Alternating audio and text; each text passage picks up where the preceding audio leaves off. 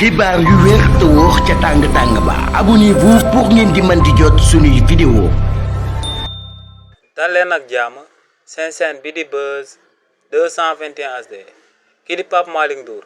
di ancien ministre ci régime président Macky Sall démb ginnaaw bañ ko convoqué ci section de recherche bu Colobane ginnaaw bañ ko njëkkee placé en garde à vue kookee ci diggu guddi gi mujj nañ ko daal di may akub liberté ba mujjee dem daal di ñibbi. c'est li ni mel kii di Pape Malick Ndour ginnaaw ba mu daan jàkkaarloo enquêteurs yi dalee naa daal di xamal que ne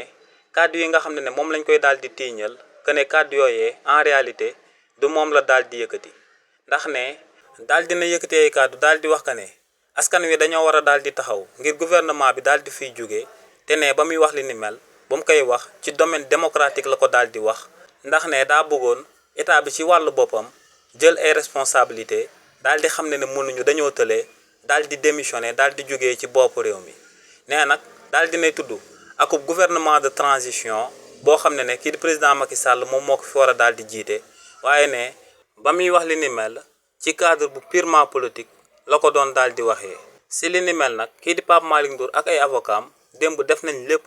ngir ñu bañ a daal di auditionné seen client bi ci vendredi ci ngoon ndax dañ doon daal di bañ ñu xëy mbir yi daal di nekk weekend te loolee day daal di sabab buñ ko garder en vie mu daal di passé ci weekend bi ci kaso bi waaye nag waa section de recherche bu Colobane dañ leen a bañoon li ni mel te tamit ginnaaw bañ auditionné kookee di Pape Malick Ndour ba noppi dañoo jëloon ndogal daal di koy placé en garde à vue waaye nag ginnaaw bañ demee ba ci digg guddi gi kookee di Pape Malick Ndour mujj nañ koo daal di bàyyi mu dem daal di ñibbi. lu sabab nag ndogal loolee exactement kenn xamu ko waaye tamit kii di Pape Malick Ndour daal dinay contre attaqué daal di wax que ne ñi nga xam ne ñoom ñoo ko jiiñ tuuma yoo xam ne amalu ko ne ñooñee dina leen daal di porter plainte yóbbu leen ci kanamu yoonu réewu Sénégal. xibaar yu wér te wóor ca tàng ba abonnez-vous pour ngeen di mën di jot suñuy vidéo.